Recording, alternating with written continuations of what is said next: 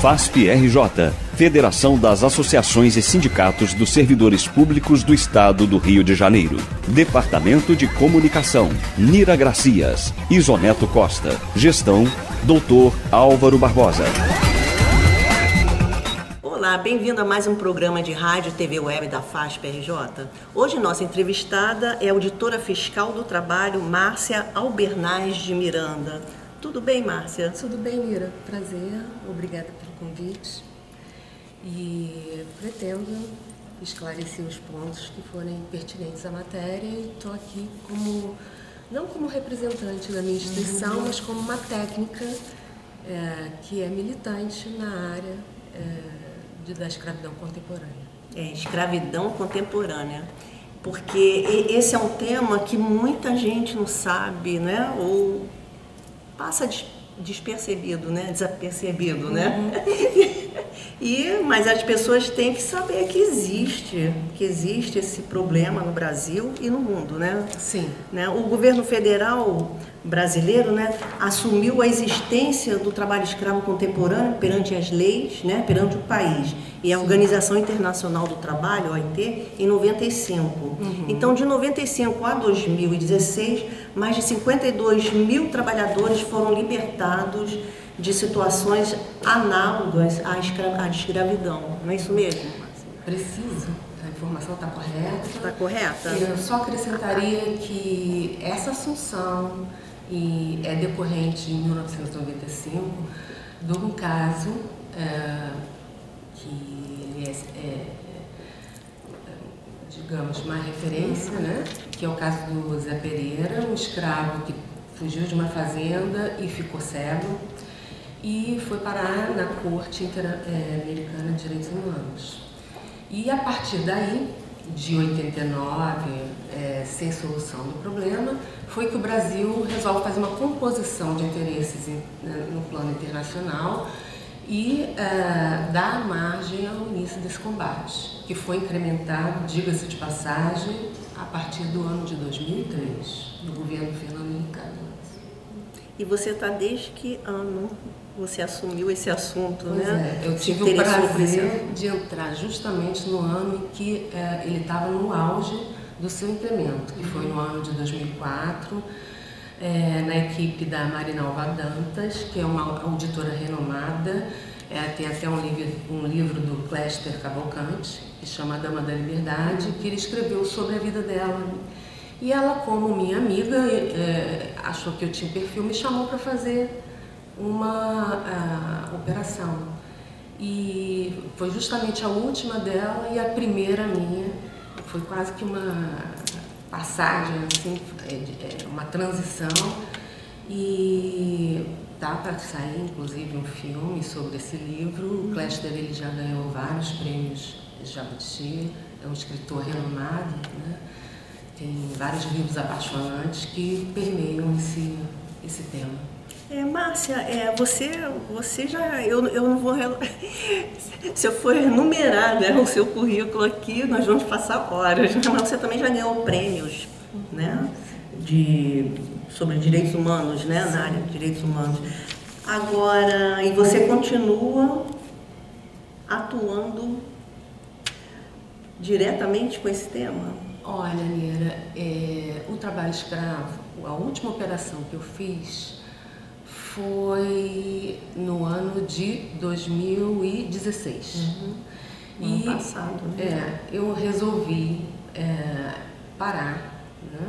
Isso não significa deixar de trabalhar com o tema, porque eu venho dando palestras e ainda respondendo a diversos desdobramentos de operações pretéritas no campo de reparação trabalhista, reparação por dano moral individual e coletivo, e no campo de desdobramento penal, de punições, etc. E resolvi parar até por um pedido da minha família, porque eu, enquanto trabalhei na área rural e estava longe do estado do Rio de Janeiro e longe da minha casa, havia por óbvio, uma menor pressão política por parte dos agentes, que muitas vezes estão envolvidos com esse tipo de crime, né? fica mais fácil você depor longe de casa, quando você o faz por precatória. A pessoalização fica mais distanciada, a ingerência política fica menor e, muito embora eu tenha tentado implantar esse projeto de visão mais acentuada no meio urbano no Rio de Janeiro a partir do ano de 2013 e foi bem sucedido, eu creio, como profissional já experiente nesse tipo de tratamento, né, no serviço público, nesse segmento, que ele não deve ser feito por equipes lotadas no Estado, e sim com a mesma gênese do Grupo Especial de Fiscalização Móvel. Existem 4 no país, e eu já fui coordenadora de um deles. Esse grupo, assim, é formado por agentes de diversos estados, diversas circunscrições, e fica o atuar fica muito mais facilitado. Agora, você falou em zona rural, falou em centro urbano, esse tipo de mão de obra, né, que se caracteriza o trabalho escravo, né, contemporâneo, você pode explicar para os ouvintes, na área urbana, como ele se traduz na área urbana, os trabalhadores, quais as atividades que eles fazem? Sim. E nos centros urbanos também. O crime de escravidão não é uma regra sem exceção, ela tem suas exceções, mas na maior parte das vezes a gente observa que é cometido em face de pessoas de vulnerabilidade social. E esse conceito é muito amplo, porque ele tanto pode abranger um estrangeiro, um imigrante internacional, quanto um imigrante nacional, como também alguém que tenha, por força de sua intimidade, sua sexualidade, uma não aceitação no meio ambiente social. Então, isso faz com que haja uma ruptura por aceitação da sociedade, muitas vezes que é econômica, que é geográfica, uma desconexão da sua inserção no meio ambiente, urbano ou rural. Então, quando ocorre no meio ambiente rural, o que a gente observa é a contratação de pessoas, basicamente, que vêm dos estados de Maranhão e Piauí, que são os estados mais pobres na federação, à procura de emprego e aceitam qualquer oferta de trabalho. A escolaridade também baixa, né? Nesse caso, baixa. Mas eu devo frisar que não é uma prerrogativa exclusivamente ligada à escolaridade. Tanto é que já houve resgate em navios, cruzeiros, por força de um outro elemento do tipo que a gente chama, que está no artigo 149, que vem combinado com esse outro que é de translado e também o tráfico de pessoas, que o Brasil ratificou a Convenção de Palermo, né, que trata exatamente do tráfico internacional de pessoas. Quando você tem, então, trabalhadores estrangeiros, e esses estão indocumentados, eles também ficam numa situação de vulnerabilidade social. E aí a conexão é com o tráfico internacional de pessoas. E aí eu posso dar exemplo de pastelarias, chineses, bolivianos na área de confecção, enfim. Os exemplos são inúmeros, não param por aí. Construção civil também tem uns haitianos que muitas vezes vêm à procura de refúgio e acabam sendo explorados. Então a gente nem imagina, né, que numa indústria, aqui mesmo, né, existe esse tipo de trabalho escravo, né? Sim, aqui onde a gente está, no centro do Rio de Janeiro, se a gente sair, talvez, for tomar um caldo de cana numa pastelaria e for tiver um olhar mais atento, vai observar, talvez, que aqueles que estão na cozinha mal sabem falar o português. Então, aqui chegaram há pouco tempo, justamente por isso que as tarefas são destinadas à parte interna, para não ter contato com a clientela. Então, são detalhes que às vezes passam desapercebidos, a quem está no dia a dia fazendo uma refeição, um lanche. Isso. E como é que se dá essa fiscalização? São muitos agentes, no caso aqui do Rio de Janeiro, no estado do Rio, como é que se faz essa fiscalização? Olha, a gente modela a operação de acordo com a denúncia. Tem que haver uma denúncia. Não necessariamente. Pode haver um trabalho de inteligência. Mas, por exemplo, já fui fazer operação em Madeireira, no Maranhão, reserva indígena. Essa operação envolveu, por exemplo, mais de 200 agentes públicos, porque foi em conjunto com a Polícia Federal, Polícia Rodoviária Federal, a Força Nacional, o IBAMA, Ministério Público do Trabalho, Ministério do Trabalho, Emprego, à época. Enfim, foi uma operação perigosa, que foi na área próxima a uma cidade chamada Buriticupu, no Maranhão, conhecida pela pistolagem, e no mato muitas vezes ficam vigias ali das serralherias que são irregulares. Então, a depender do tipo de denúncia, da quantidade, da extensão do empreendimento que a gente vai auditar, aí faz-se um dimensionamento do número de auditores fiscais para aquela operação. Mas não significa necessariamente que esse dimensionamento esteja ligado com a quantidade de trabalhadores, porque às vezes uma simples denúncia de uma pastelaria pode envolver 10 fiscais, enquanto que numa fazenda, às vezes 5 resolve o problema. Isso por quê? Porque como há um contato muito próximo dos imigrantes, através do WhatsApp e outras tecnologias que não funcionam no interior do país, a informação chega rápido de que um determinado bairro está sendo auditado. Então, nesse sentido, o ideal é que você faça uma operação atacando ao mesmo tempo diversos estabelecimentos. Agora, quais as dificuldades desses fiscais? Eles têm autonomia, eles têm um aparato todo? Sim, a gente procura dimensionar que, no mínimo, se for no meio urbano, no mínimo uma dupla tenha pelo menos 2 policiais. Isso é uma coisa em comum acordo com a polícia que estiver acompanhando. Pode ser, muitas vezes, a própria Polícia Civil ou Militar, quando há uma greve da Polícia Federal ou da Polícia Rodoviária Federal.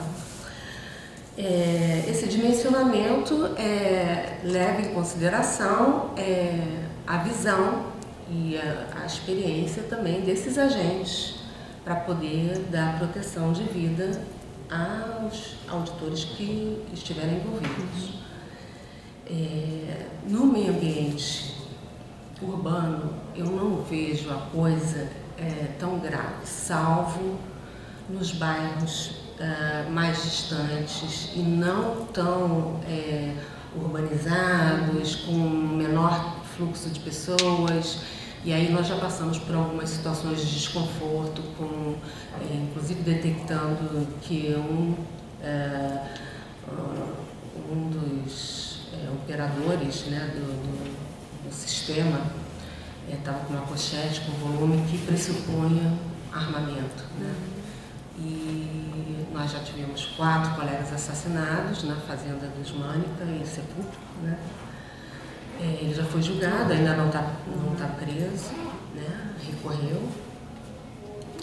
E no meio rural, por conta da pistolagem, é bem complicado. Você tem que estar sempre... É perigoso, até sair para jantar sozinho, não pode.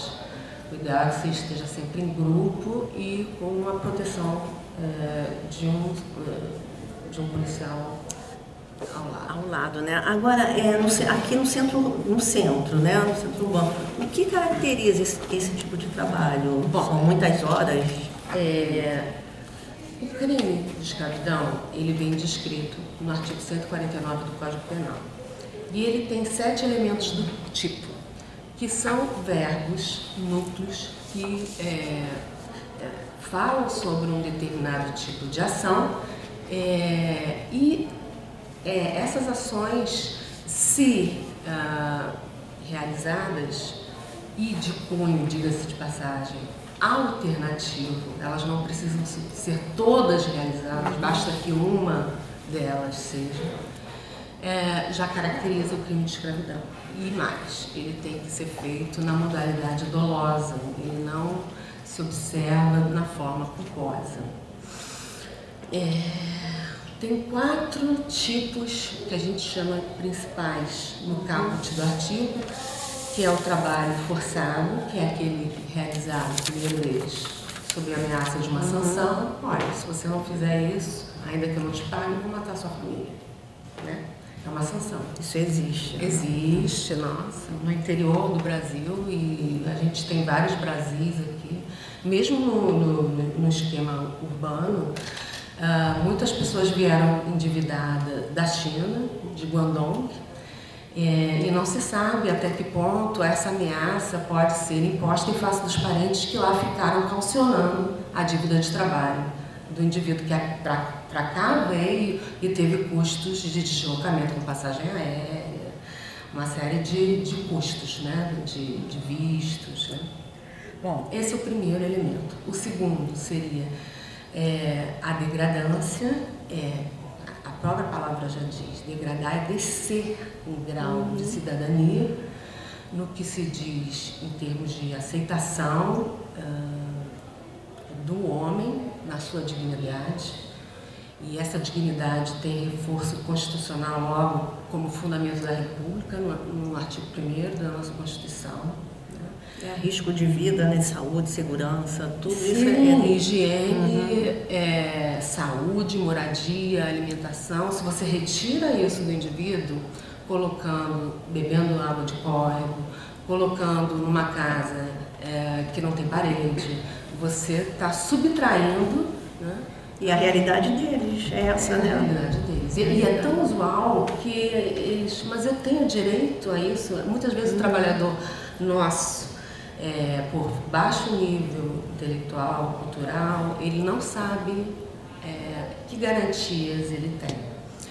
Eu acho tão engraçado isso, porque comparado existe um filme que chama Food Chains, acho que eu vi em algum Netflix ou na própria net, e trata do trabalho rural nos Estados Unidos, com os trabalhadores americanos.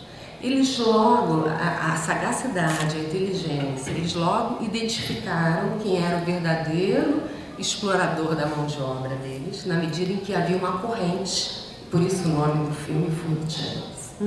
Havia uma corrente de compra daqueles produtos no âmbito rural por parte de grandes redes de supermercado que faziam o que a gente chama de dumping social. Né?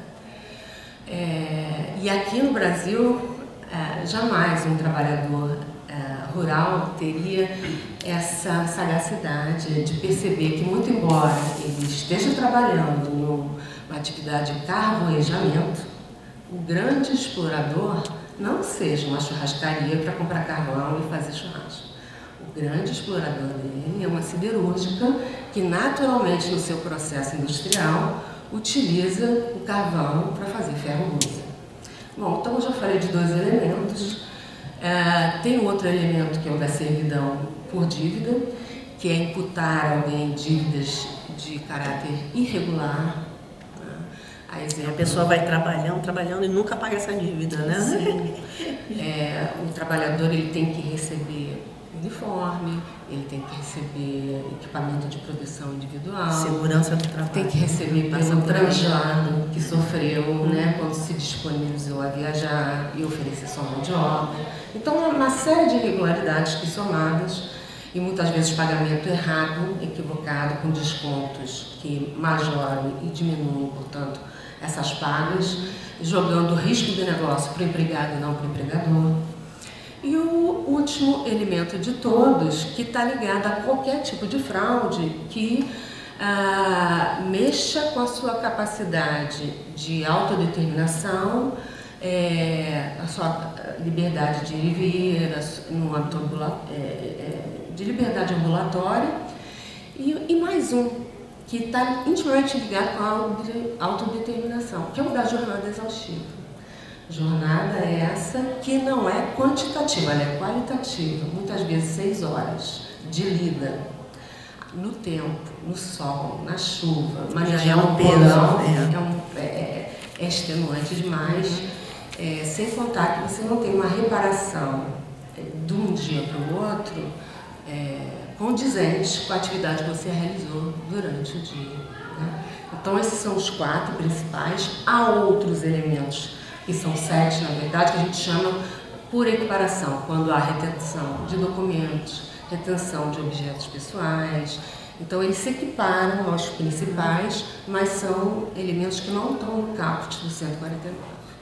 Olha, vai ser difícil, mas não é impossível, né? Mas vai ser muito difícil acabar com esse tipo de trabalho, porque, como você disse, o Brasil já teve, numa época, na crista da onda, sendo elogiado internacionalmente pela forma de resgate que era imprimida no nosso dia a dia e pelos números, né? E a combatividade era proporcional aos casos, e hoje, infelizmente, em termos de risco, ele se encontra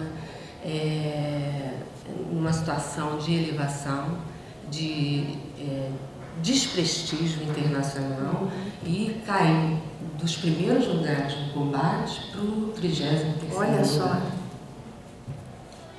Então, não adiantou muito não, né? Quer dizer, adiantou porque combateu algumas coisas, né? Cada vez fica mais difícil. Mas fica difícil, combate, né? Porque não há concurso público, não há reposição dos agentes públicos, né? E, por óbvio, então tudo dificulta, né? O Estado assume uma posição omissiva, né? E dificulta o trabalho de vocês, muito realmente. Embora existam muitos casos ligados à falta de escolaridade, não é prerrogativa da falta de escolaridade. Eu diria que é muito mais acentuada a exploração por conta da necessidade de trabalho, a necessidade alimentar e a falta de E com essa nossa crise agora, eu acho que se acentuou mais ainda, Márcia. Com certeza. O nosso programa acabou, chegou. Mas eu vou te convidar para você voltar aqui outra vez para falar mais um pouco, que a gente tem que ficar sabendo dessas situações, né? Realmente é um problema grave, né? Nós temos aqui. Só frisar que eu estou aqui não representando a minha instituição, na medida que eu não mais coordeno as atividades de resgate desses trabalhadores. Você veio esclarecer, né? Sim, você veio dando esclarecer opinião técnica. Isso. Esclarecer, e muita gente agora eu acho que vai se perguntar, poxa, isso existe mesmo? E existe, né? Existe. Quantas vezes a gente não vê nas redes sociais anúncio de famílias querendo, através, mascarar, né, uma relação de emprego, dizendo que quer adotar uma menina, mas que na verdade ela vai fazer trabalhos domésticos. Então ela vai fazer trabalhos gratuitos e sendo rotulada de membro da família. Membro da família, isso não é difícil. Márcia, obrigada por sua participação aqui. Eu que agradeço a oportunidade de burilar um tema tão importante para a sociedade, que não ataca só a esfera individual das pessoas, do homem, mas é um crime que mexe com e danifica toda a estrutura da sociedade. Bom, Márcia, obrigada e volte outra vez aqui, tá? Tá convidada. Obrigada. Federação das Associações e Sindicatos dos Servidores Públicos do Estado do Rio de Janeiro. Departamento de Comunicação, Nira Gracias, Isoneto Costa. Gestão, Dr. Álvaro Barbosa.